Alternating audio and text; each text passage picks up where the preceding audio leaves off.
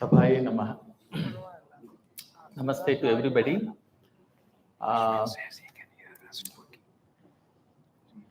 My presentation is on resolution of conflicts between Vedic and Buddhist philosophies with the special reference to Sankhya and Yoga. Because why I have chosen this topic is Buddhism is considered to be because we are very much working in Sanskrit and Buddhist field in India. So always we are confronting problem that Buddhism is always considered as as something different from the Vedic tradition. And many people, many scholars now in academia are trying to prove that Buddhism is something different and something is older than the Upanishadic period. And Shravana Parampara is much more older than the Upanishads.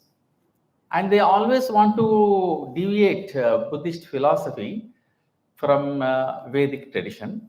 So that's why actually I have taken this topic.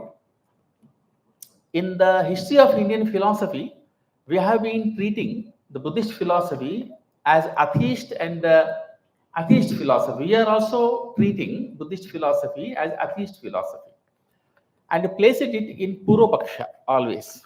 We are placing Buddhist philosophy always as a Purva-paksha.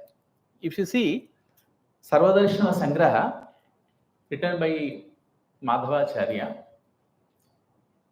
Bauddha Darshana is in Purva-paksha there. The Uttara-paksha comes in the end, Shankara's Advaita philosophy.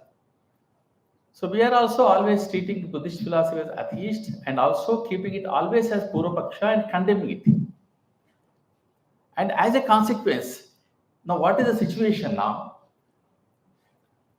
Both Bauddha Dharma and Buddhist philosophy is completely taking different routes and it is going away from our mainstream Vedic philosophy. But if you carefully investigate the ancient Buddha Dharma, we understand that Buddha Dharma is a continuity of Vedic thought.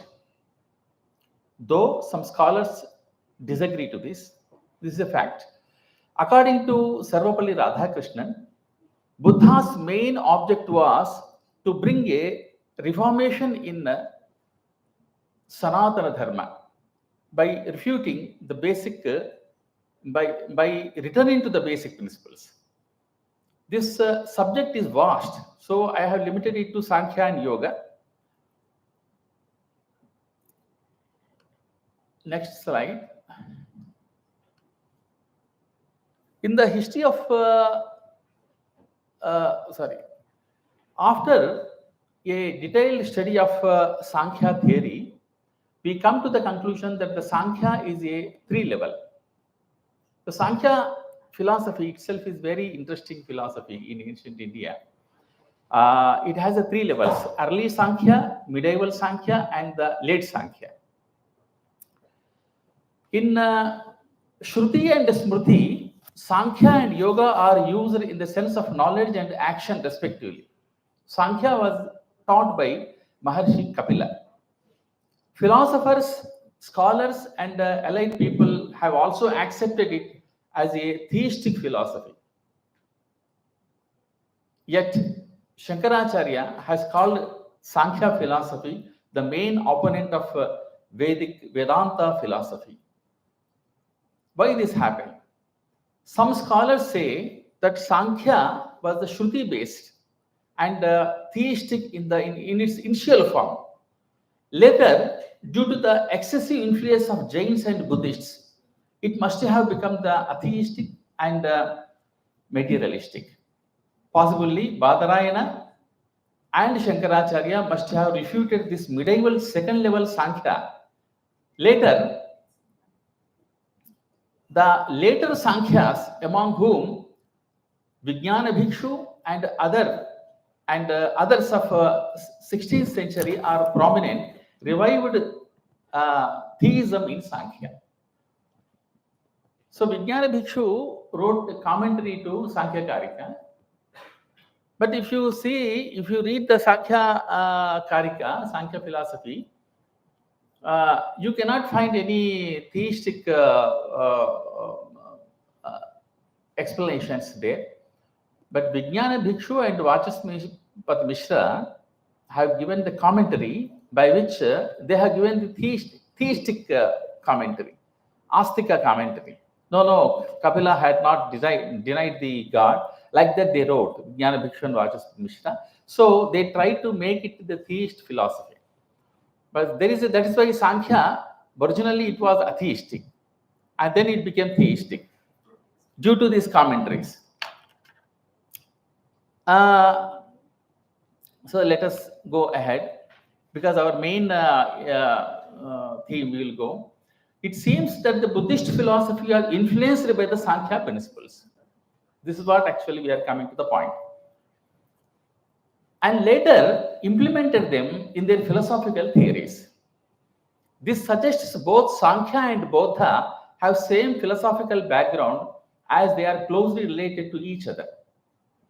Sankhya Darshana is one of the oldest and most influential schools of Indian philosophy, which is known for its rigorous analytical approach to understanding the universe and principles governing it.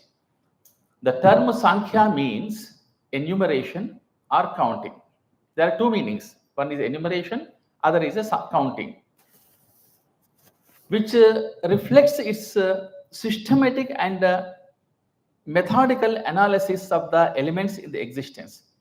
Sankhya teachers say there is an impact of dukkha, hence one should stop it. Here is the striking similarity, because Sankhya starts with the problem of dukkha. In the beginning of the Sankhya Darshana itself, Sage Kapila writes, you see, now the investigation starts because we have three kinds of sufferings.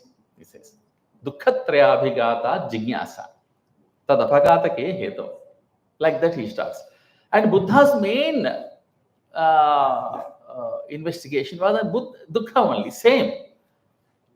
The goal pursued by Buddhist philosophy is exactly the same as that of Sankhya philosophy. We all know that Bhagavan Buddha was silent on God. He was silent on God. He did not deny the God. He was always silent. Sankhya philosophy, at least in its original form, has not felt any need of God for a process of this creation.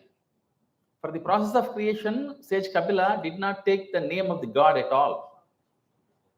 He says that there are 24 elements. Mula Prakriti is the base. From Mula Prakriti, which is called Pradhana, which is also called Avyakta, because it is invisible, from which everything is coming out. There is no any name of God also. Then search for the cosmological and metaphysical truth. In the Sankhya Darshana, there are 25 elements, tattvas. Here I have given the Purusha, the increased Mahat, all these things. And the same way, Pratikya Samutpada also has the same kind of enumeration here.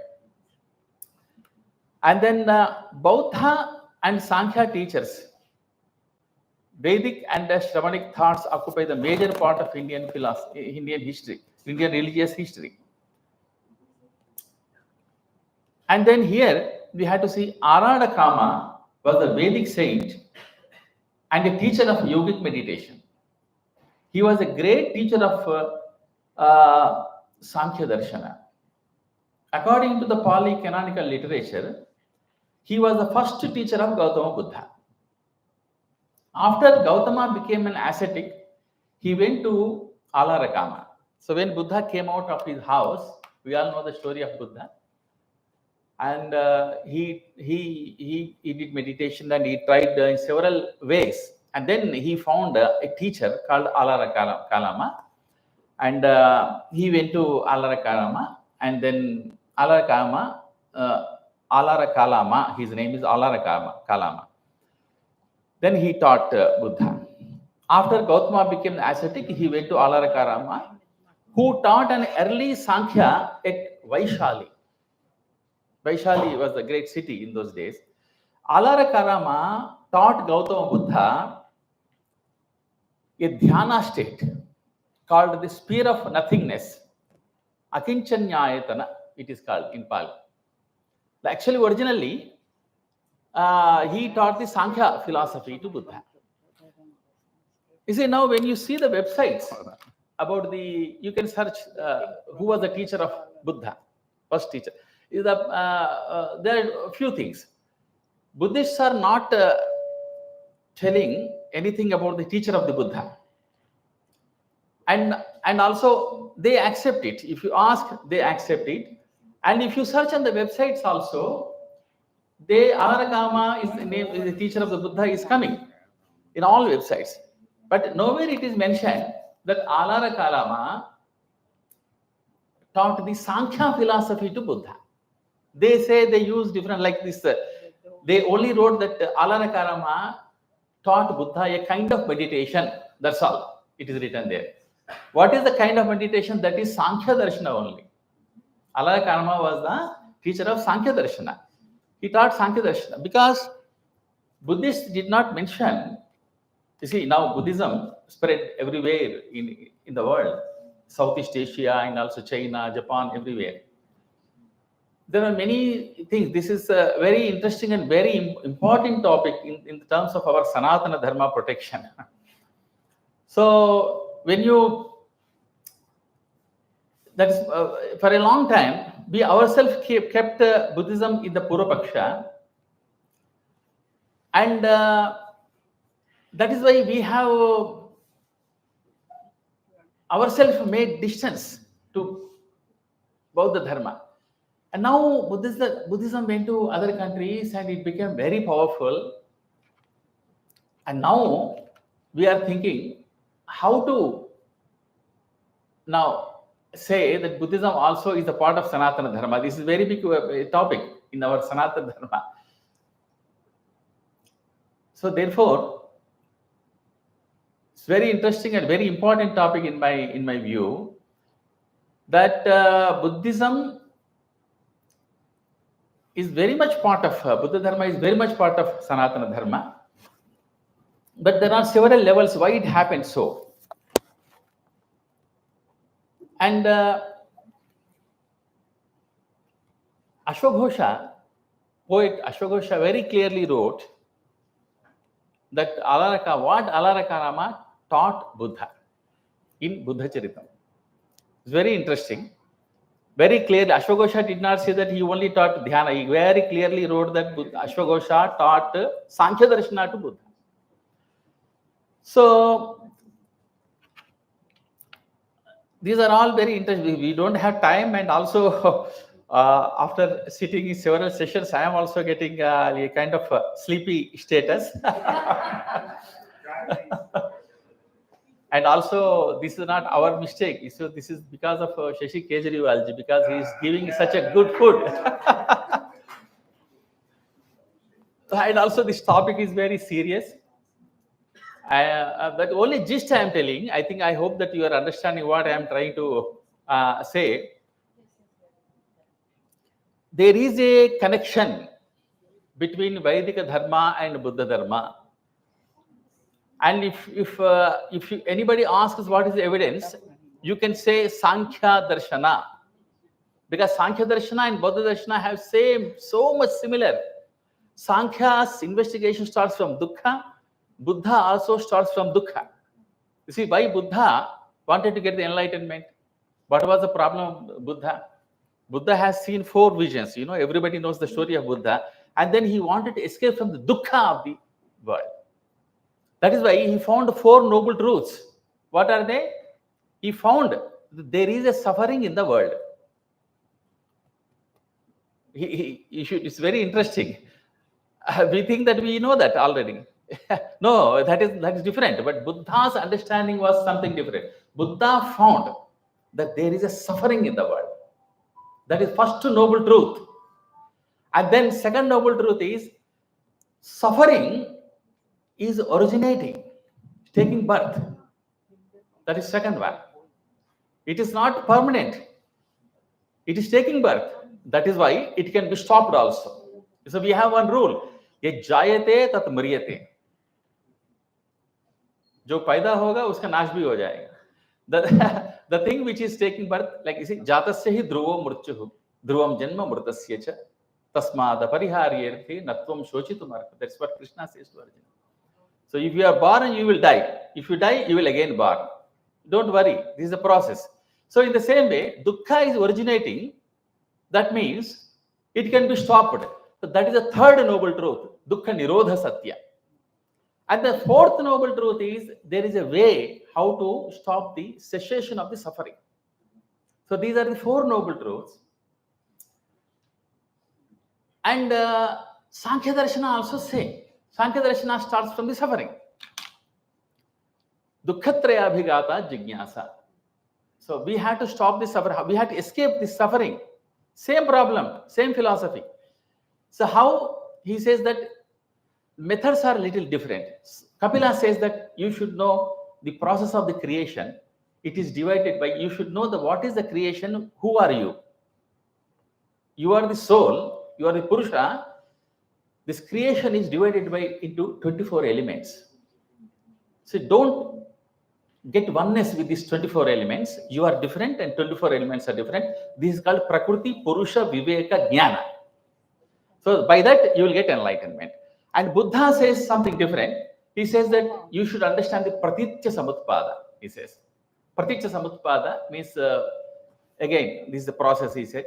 So in this way there are several things, and yoga also, we have the connection with yoga also. Whatever Buddha said, completely based on the yoga darshana.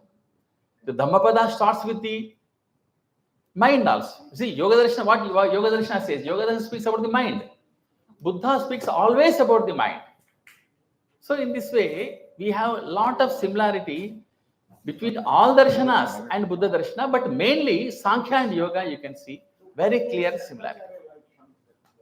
Yeah, that is a long discussion. We don't have time. So now Shankaracharya, why he condemned it? Right. I mean, if part of the Vedic culture, so it should be. Yeah, exactly. So why didn't Shankaracharya? Yeah, that is a big question. You see, what happened? Buddha did not speak about the God. And Buddha did not speak about the soul also. It doesn't mean that he denied it. Let me give answer. So, he did not give, see, Buddha did not deny the soul. Many people say that Buddha denied the soul. But I have studied Tripitakas, also Mahayana Sutras. You cannot find anywhere Buddha said that there is no soul. Show me any sentence. No.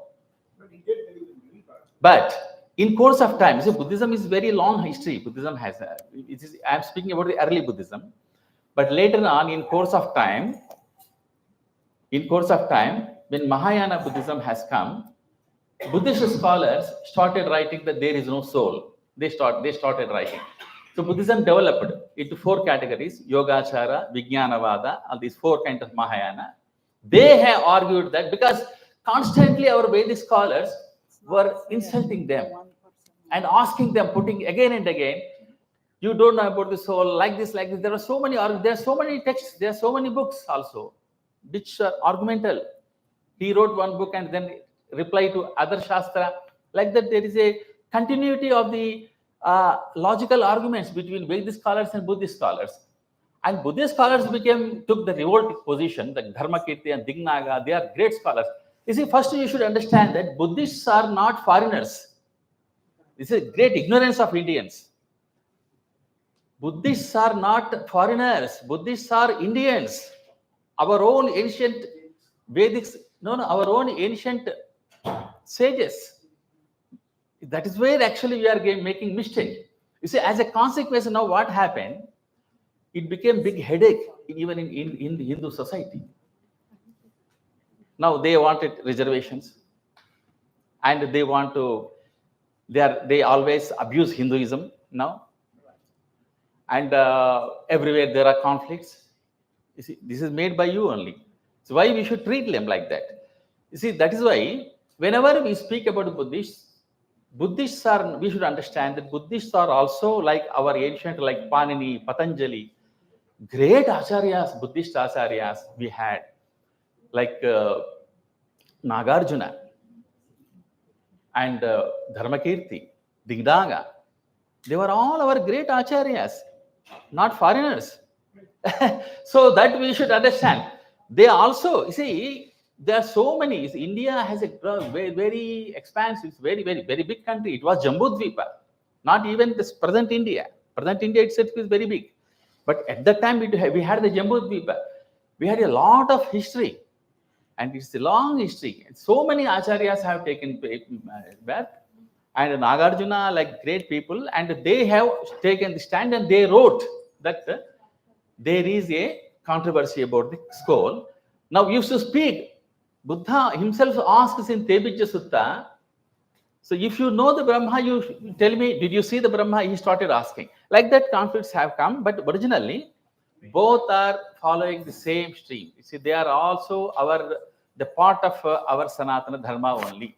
So after studying this, I came to conclusion that they are not different. Yes. Thank you. Yes. Thank you, Ji. I have some questions as well. Yeah, I'll yeah. ask you later as well. Coming as a Vivek and Hakim to my mind. Please. I will start.